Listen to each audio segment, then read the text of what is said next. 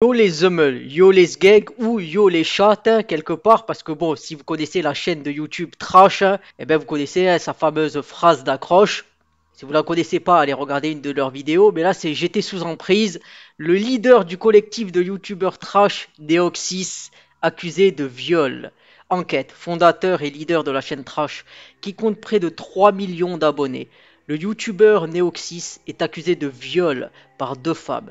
Une plainte a été déposée pour viol aggravé. Le vidéaste conteste toutes les accusations. Laurent Cardon, fondateur du collectif Trash, capture d'écran YouTube. Alors vous pouvez écouter, bon moi je vais pas écouter ça, mais visiblement on explique qu'il y a deux jeunes filles, Léa et Marie, qui accusent le youtubeur Neoxys de viol en 2020. C'est-à-dire pendant le confinement, pendant tout ce qu'il y a eu le confinement, toutes les histoires qu'il y a eu et toute la faiblesse qu'il y avait pendant cette période. On a réussi à manipuler les gens à prendre des vaccins par des entreprises multirécidivistes, mais bon, ça n'est qu'un des aspects de ce qui s'est passé pendant cette période et notamment cette histoire. Alors visiblement, la première qui est âgée de 22 ans vient de déposer plainte contre le fondateur de la chaîne YouTube Trash. Je pense que j'ai dit assez trash là en 2 minutes, même pas une minute, j'ai dû le dire 10 fois. Les deux jeunes filles décrivent à 20 minutes des rapports d'abord consentis qui basculent dans la violence dans leur accord. Clac. Pénétration sans surprise, ou plutôt avec surprise dans ce cas-là. Interrogé par 20 minutes, Deoxys réfute ces accusations et parle de rapports consentis dans les deux cas. Voilà, j'ai matché avec lui sur une appli de rencontre, puis il m'a proposé qu'on se voit. Je me souviens bien de la date puisque c'était juste après mon anniversaire. Raconte Léa. Bon, Léa, on te met que, voilà, avec l'astérix, ça veut dire que plus bas, on va te dire que c'est des faux noms, c'est des noms pour l'histoire, parce que les personnes n'ont pas envie de mettre leur vrai nom. Pour elle et pour Marie. Deux jeunes filles aujourd'hui âgées de 22 ans. L'histoire commence de la même manière. Quelques jours après avoir fêté leur 19e anniversaire, elles rencontrent le youtubeur Neoxys alors âgé de 32 ans. Auprès de 20 minutes, Léa et Marie décrivent des viols similaires survenus à quelques mois d'intervalle au cours de l'année 2020. Des rapports d'abord consentis qui basculent dans la violence. Si Marie a rapidement reconnu Neoxys, Léa n'a aucune connaissance de la notoriété du vidéaste avant de le rencontrer. Donc ça veut dire il s'est pas servi de YouTube pour choper, tu vois, c'est ça que ça veut dire un peu. De son vrai nom, Laurent Cardon, Neoxys est le leader et fondateur du collectif Trash, dont la chaîne YouTube comporte 2,8 millions d'abonnés. En septembre 2023, 3 ans après les faits, elle a finalement déposé plainte pour cette raison-là. Le parquet de Paris confirme l'ouverture d'une enquête confiée au 2e district de police judiciaire qui précise que le mis en cause n'est pas connu pour d'autres faits. Voilà, ils l'ont rencontré pendant 1 heure dans les locaux de 20 minutes, contestent fermement ces accusations et évoquent des relations consenties. Ce qui montre que, bon, ils ont quand même écouté les deux parties, à ce que je comprends, puisque les deux filles sont venues pour parler. Visiblement, voilà, elles décrivent à 20 minutes, c'est qu'elles sont venues parler, et Neoxys a été interrogé par 20 minutes et il a dit, voilà, c'était consenti. Donc les deux parties, visiblement, ont pu être entendues. En tout cas, c'est ce qu'on dit. C'est ce que, visiblement, je comprends de cette affaire, en fait. Je ne tenais pas debout et me suis cassé une dent. Début janvier 2020, Léa rencontre Laurent Cardon, alias Neoxys, dans un bar. Après des échanges en ligne, ils vont dans un deuxième et un troisième avant de se rendre chez lui. Il l'amène dans la douche, raconte-t-elle. Hein. Il me retourne et je me prends le mur parce que je suis éméché, que je ne tiens pas debout. Je me suis cassé une dent. Puis ils vont dans la chambre durant le rapport, voilà, c'est-à-dire elle s'est cassé une dent, tu vois. Quelle dent aussi, parce que si elle a la dent de devant là, le capital séduction baisse de moins 100 000%, tu vois, c'est une évidence. Donc là, mais bon, il y en a qui sont moins regardants, tu vois. Donc là, il se passe quoi? Il se passe que durant le rapport, il a commencé à lui donner des claques sur le visage. À un moment, il me dit que le préservatif a craqué. Il enlève et continue sans en remettre. Tu sais, c'est comme Karim Halil, là. Elle a dit non, pas la capote. Certains respectent, certains ils disent voilà, on va prendre quand même la capote, tu vois, faut qu'on fourre, on s'en bat la race, on utilise 20 fois la capote, tu vois. Ça dépend de l'état d'esprit des personnes, tu vois, chacun a son état d'esprit. Et visiblement là, voilà, il enlève et continue sans en remettre, poursuit-elle. Un acte réalisé sans son consentement, même éméché comme je l'étais. Même éméché comme je l'étais, je n'aurais jamais pu accepter cela, sur-t-elle. Je suis hypochondriaque et je ne prends pas de contraceptif. Ce dernier aurait ensuite procédé à une pénétration anale par surprise. À ce moment, je n'étais pas en mesure de bouger, car j'étais sous le choc de ce qu'il se passait. Puis, c'est le trou noir, après tout, un trou est un trou. Léa n'a plus aucun souvenir. Elle se souvient seulement du réveil à ses côtés le lendemain matin, le jour d'après. Elle se sent particulièrement mal.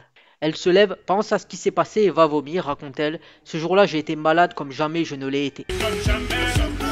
De ce côté, visiblement, le trasheur est surpris des accusations 10 jours après leur premier rapport.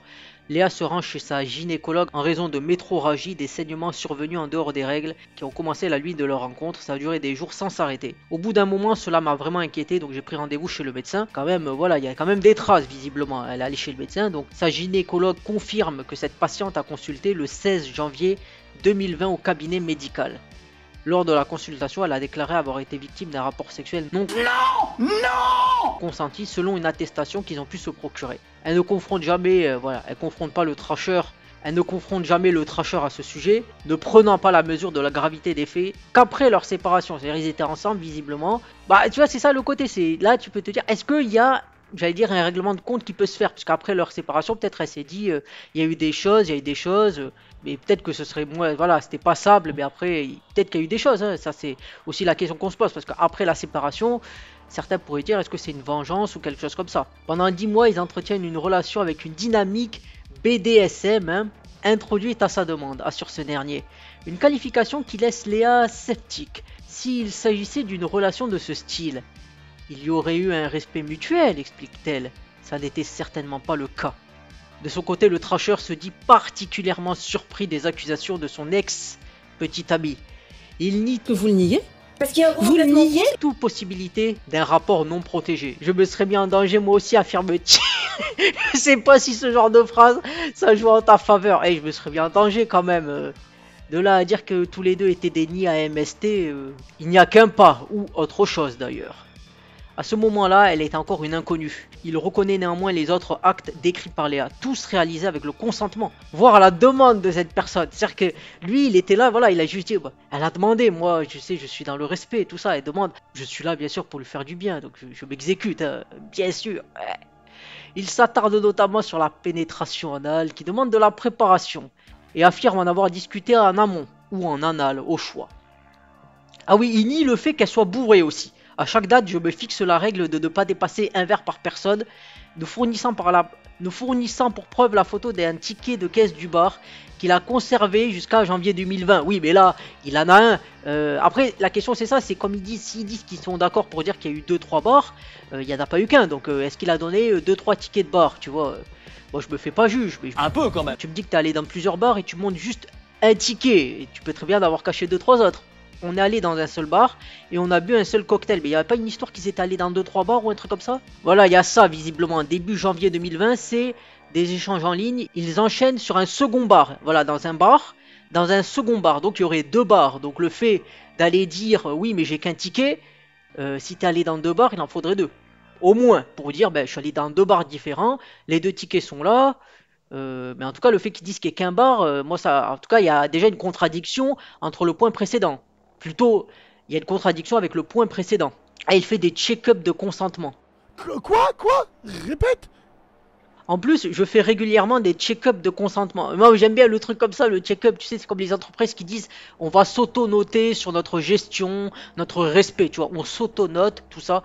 Il fait un check-up de consentement avec les filles qu'il fréquente. C'est-à-dire, il te donne la liste là, il te donne un papier, je signe, tu sais, le truc comme t'es médical, voilà, quand il y a, tu sais, quand. Parce que tu sais, quand tu fais une opération médicale, tu as un papier qui dit je prends compte des risques et tout ça. Là, c'est pareil, un check-up de consentement, la feuille, tu vois. Après l'attestation de merde qu'il y a eu dans cette période, il y avait le check-up de consentement. Ah là là. Ah, dans un message envoyé à Léa 1 mois après les faits, il écrit en effet, j'ai quand même peur de te... Ah là là, j'ai quand même peur de te violer, tu sais, c'est compliqué de savoir quand tu veux et quand tu ne veux plus. Ce à quoi elle a répondu, tant que je ne te dis pas le safe word.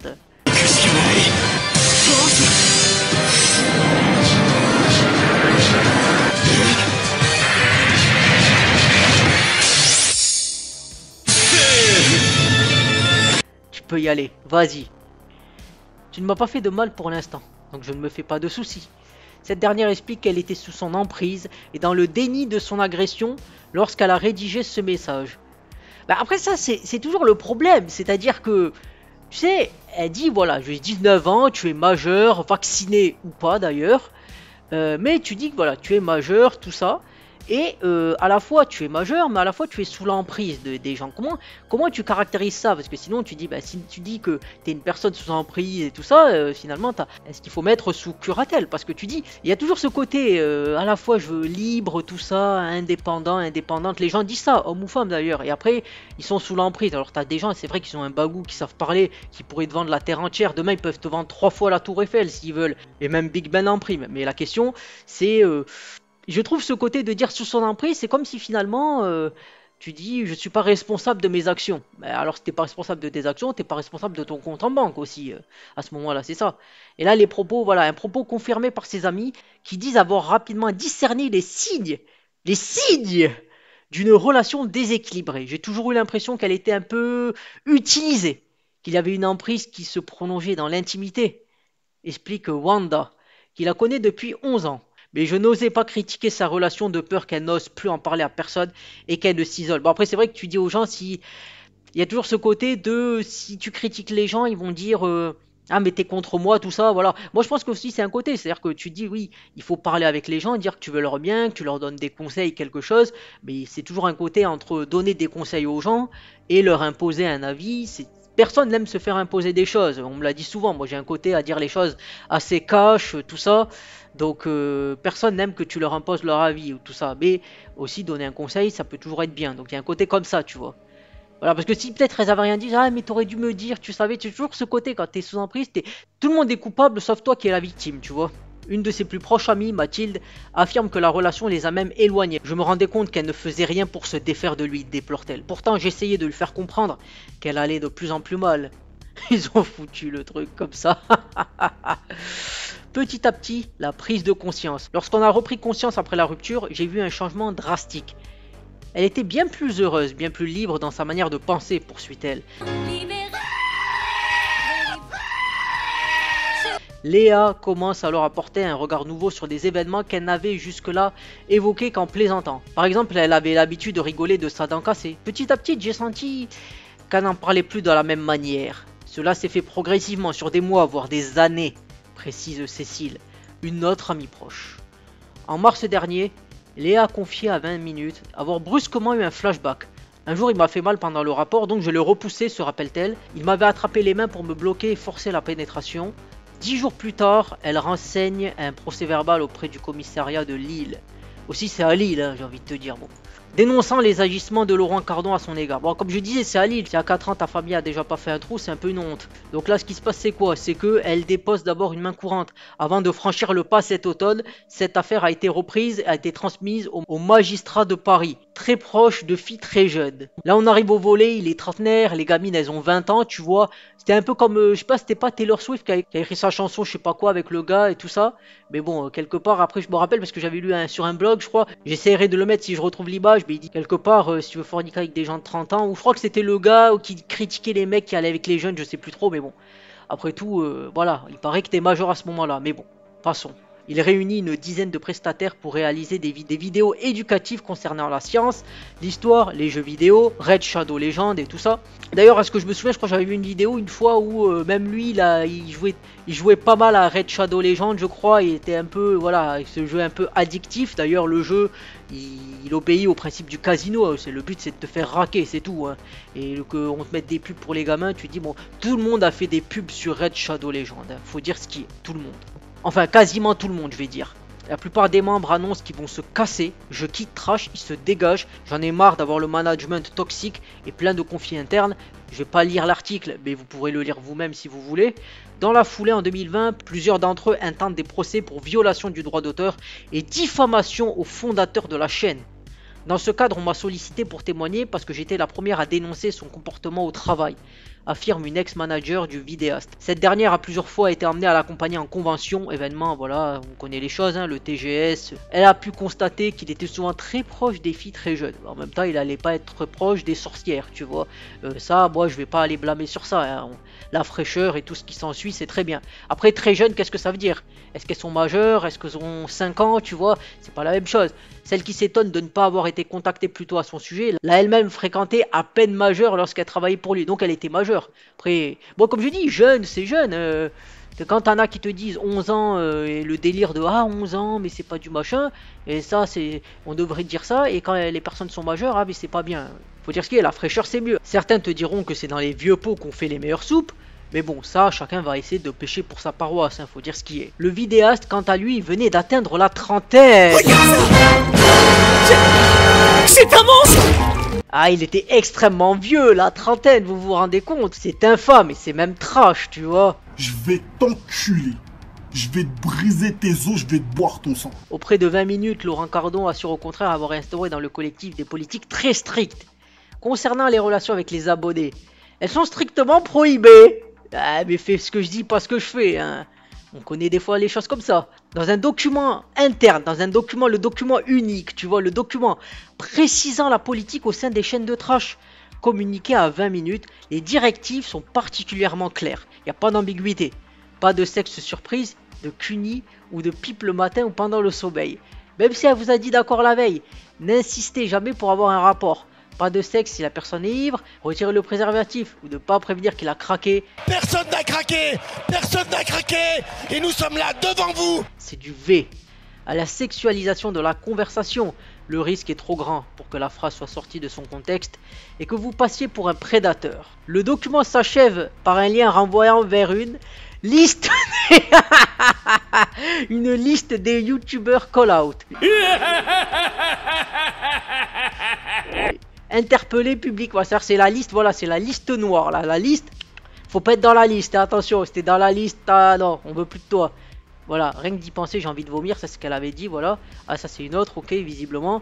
Elle a pas porté plainte parce que les démarches judiciaires représenteraient une pression trop importante. Alors je peux comprendre, hein, la lenteur, la justice c'est lent. Après souvent, bon, parce que là il parlait de trash, mais il y avait aussi pour d'autres collectifs. Certains disaient oui mais il faut que ça se règle en justice, tout ça, mais la justice, faut savoir qu'elle est lente et qu'elle est coûteuse. C'est ça le côté, c'est qu'avec les histoires qu'il y a eu, tu te dis, faut attendre. Parce qu'il y avait eu le cas avec Norman et tout ça, je crois que, je sais pas s'il a été classé sans suite ou s'il a été innocenté, je sais pas. Mais après, en tout cas, bon, en tout cas sur YouTube, la question que moi je me pose aussi sur ça, c'est est-ce qu'ils vont démonétiser sa chaîne? Est-ce qu'ils vont la démonétiser? C'est une question que je me pose. Parce qu'ils avaient fait la même chose avec Norman. Parce qu'ils sont YouTube là, pour l'instant il y a une plainte, il n'y a pas eu de enfin il y a un procès, en tout cas ce que je comprends c'est qu'il y a un procès. Il est accusé, il y a eu porté, voilà, il y a eu des choses, mais je ne sais pas si encore il y a un procès. Techniquement, il n'y a pas en ce moment, donc il n'a pas été condamné. Donc, mais YouTube, souvent, ils aiment bien prendre les devants et dire, ben, on va démonétiser ta chaîne, comme ça, voilà, on se dédouane de l'histoire. Mais d'autres personnes qui font des docs, elles, il n'y a pas de problème, on leur laisse la monétisation.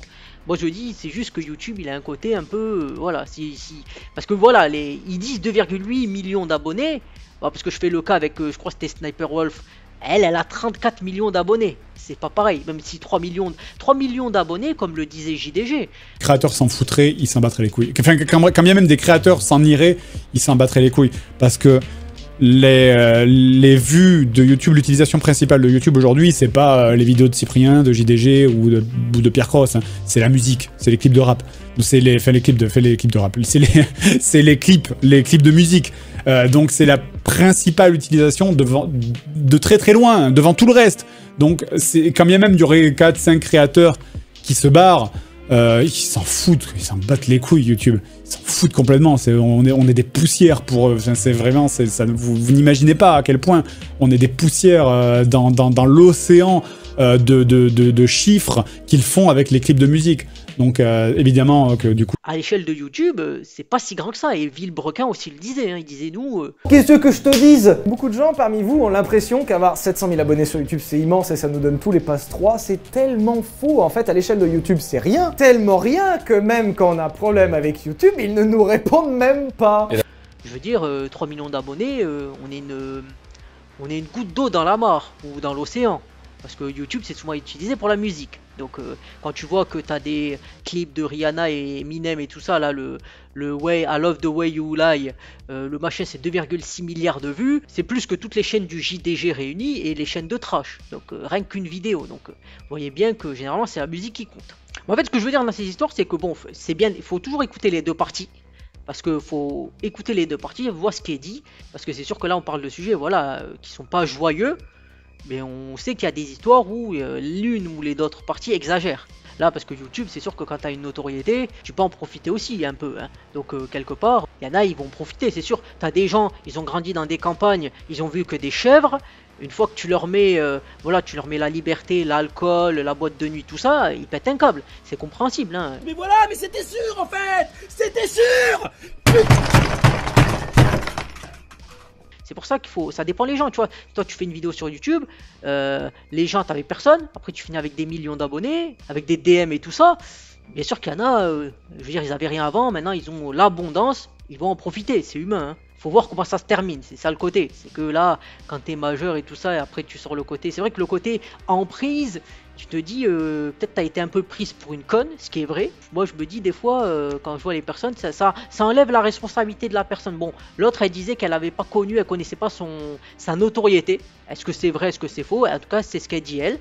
Et lui, il dit le document interne, mais bon, le document interne, visiblement, il a été montré à 20 minutes. Mais tu te dis... c'est un document, mais c'est un document, ouais, le document il existe pour dire on a un document unique comme en entreprise. Après, en réalité, ce qui est appliqué, ça c'est une autre histoire, tu vois. Voilà, en plus là, voilà, ça me fait mal de se dire que j'ai été agressé par une personne que j'ai suivie pendant des années et qui a contribué à forger qui je suis. Celle qui nous a sortis de la boue et a fait de nous ce que nous sommes, m'a donné le don de lire dans le cœur et l'esprit des autres êtres. Je sais. Confie-t-elle à 20 minutes. Plus jeune, c'était ces vidéos que je regardais quand j'allais mal. Aujourd'hui, rien que d'y penser, j'ai envie de vomir.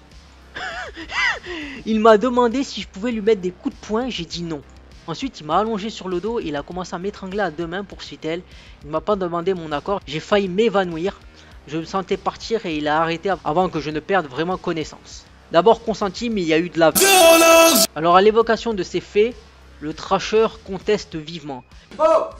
Faux. Il reconnaît avoir eu un rapport sexuel avec la jeune fille, mais assure que tous les actes réalisés étaient parfaitement consentis.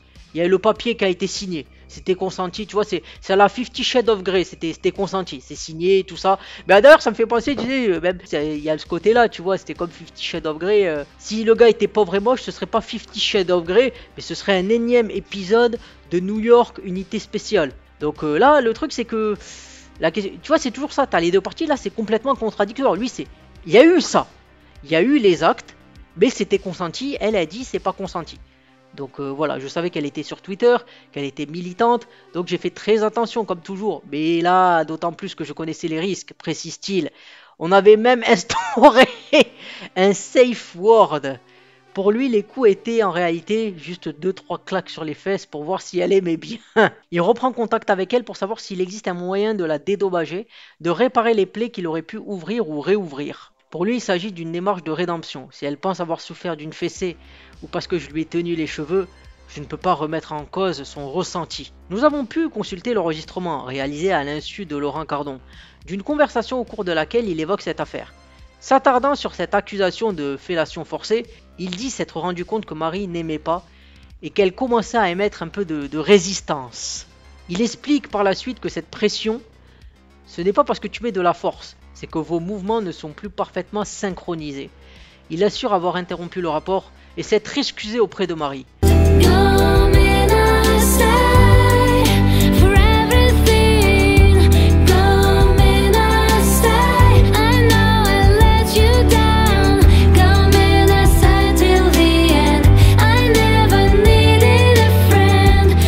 Elle n'avait rien dit, oh Marie.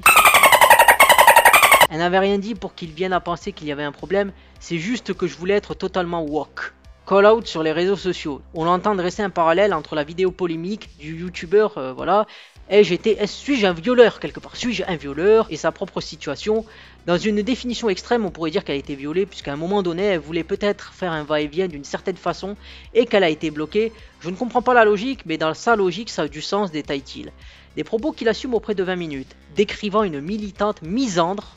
Elle est sur mon dos depuis un moment, assure-t-il, évoquant un TikTok posté début 2021 dans lequel elle dénonce le comportement du youtubeur. Voilà, il y a eu un TikTok, voilà, visiblement par un de ses potes à elle qui a un peu de visibilité sur la plateforme, et voilà, clairement il dit j'ai une amie qui a rencontré un youtubeur, je ne vais pas cacher son nom, c'est Neoxys de Trash. Les blagues j'ai cité. Hein? Attends. Donc voilà, hein, toujours balance ton youtubeur, hein, Norman, Dirty Biology, The Kyrie 78. Tu te rends compte? C'est à ce moment-là qu'on va vous dire.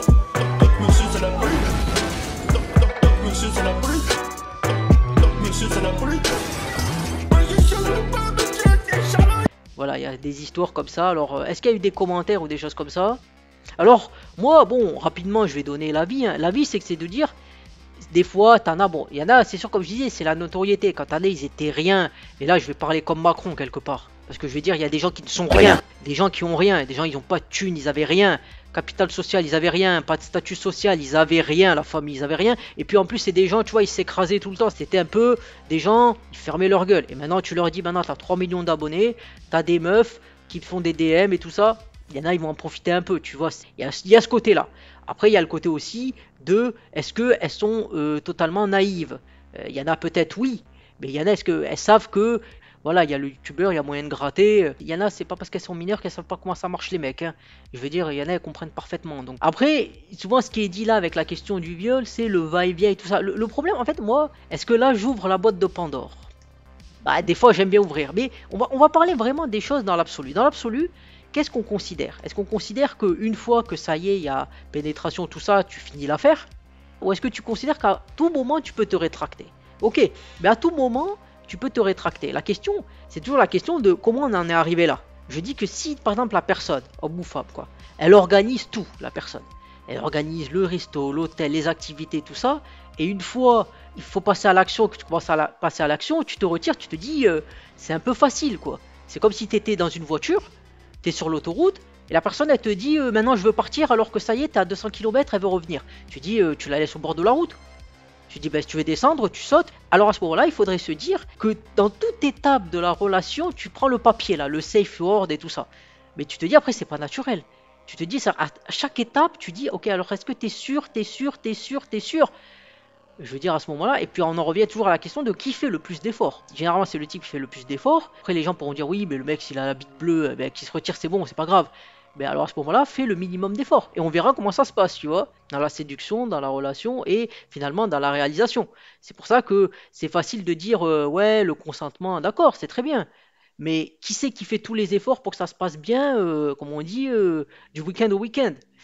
Et c'est vrai que c'est... Quand toi, si toi, par exemple, tu fais pas d'investissement, et moi je parle même d'un mec, hein, je vais parler des types, parce que c'est eux qui payent en général, mais supposons que t'es la fille, elle s'organise, elle met le rendez-vous, elle paye les trucs, elle paye ce qu'il faut payer, et après, à un moment donné, t'es dans l'action, et lui dit, ah, je veux partir.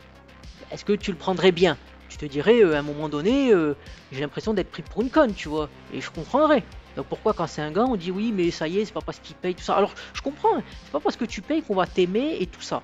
Mais après, il y a un moment donné, quand tu as atteint un certain stade, tu te dis, à un moment donné, faut finir l'affaire, quoi. Alors à ce moment-là, tu peux dire, j'ai mon droit, tout ça. Mais est-ce que ton droit, à la limite, si toi, tu as payé les trucs, je veux bien. Tu as fait tous les efforts, tu dis, ok, après tout, tu as fait les efforts, j'accepte. Tu as fait les efforts, d'accord, c'est cohérent. Mais quand c'est toi, tu rien fait comme effort, après tu dis, comme ça, je veux me barrer du truc, tu as l'impression d'être pris pour un con, en fait.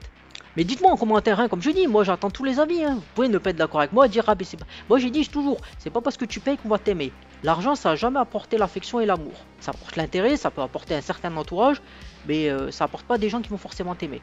Et c'est pas parce que tu payes des choses que les gens ils vont t'apprécier, d'accord. Ça je suis d'accord. Parce que moi je dis au moment où il y a le dîner, elle se barre, elle s'est barrée. Mais c'est pas parce que tu me payes de la bouffe que je vais être avec toi. Moi je suis d'accord à ce moment-là.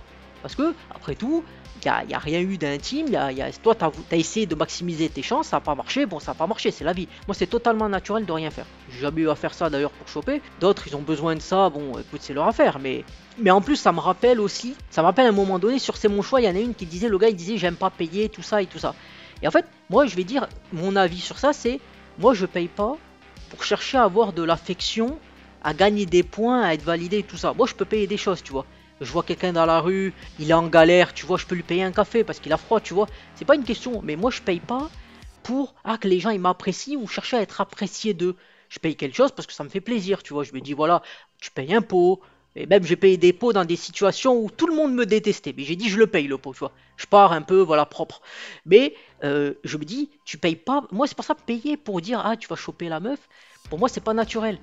Parce que moi je paye pas pour chercher à ce qu'on m'apprécie ou tout ça. Si après t'es dehors, ça se passe bien, t'as envie de le faire, très bien. Mais si tu le fais dans un but de dire ah ben je vais maximiser mes chances, choper, c'est mauvais. Parce qu'après quand ça va mal se passer, tu vas voir les nerfs. Et après tout, J'estime que quand on n'a pas atteint un certain stade, la personne peut se barrer, tu vois. Faut pas aller dire, ah, c'est une garce, non. C'est toi, t'as payé pour essayer de maximiser des chances, ça n'a pas marché, voilà. Certains seront pas d'accord avec moi, ils vont dire, ouais, mais j'ai payé, donc j'ai les droits. Bon, mon avis, je dis, à un certain stade, faut finir le match. Donc voilà, je vais terminer la vidéo ici. Hein. Vidéo qui a été longue, mais qui permet de parler de pas mal de sujets. Hein, et où j'espère que vous allez me donner votre vécu, votre expérience en commentaire. Comme je dis, l'argent, ça n'achète pas l'amour. Les gens t'aimeront pas parce que tu leur donnes des choses, ou tu leur payes des choses. C'est pas vrai. Si tu payes des choses, pour moi, il faut que ça te fasse plaisir, que tu dises, voilà, ok. Et si tu dis, je le fais pour un calcul et tout ça, généralement, tu vas être déçu. Et quelque part, tu vas mériter d'être déçu parce que c'est pas parce que tu payes des choses que les gens ils ont à t'aimer ou à te faire des choses de manière intime. Sinon tu vas avoir une pute quoi. Tu vas payer une pute, c'est clair, c'est tarifé, c'est les choses qui est comme ça. Mais si quelque part tu cherches aussi à faire des activités, c'est parce que tu veux pas forcément cette relation là. Tu veux quelque chose de sincère et de réel. Donc si pour toi c'est pas naturel de payer pour la validation, le fais pas, c'est tout. Dites-moi en commentaire ce que vous en pensez. Si vous n'êtes pas d'accord avec moi, vous pouvez le dire. Vous savez, sur ma chaîne, j'en prends plein la gueule, j'en ai rien à faire, j'ai la peau dure. Il n'y a aucun problème. Du coup, moi, je vous dis salut et à plus pour une prochaine vidéo.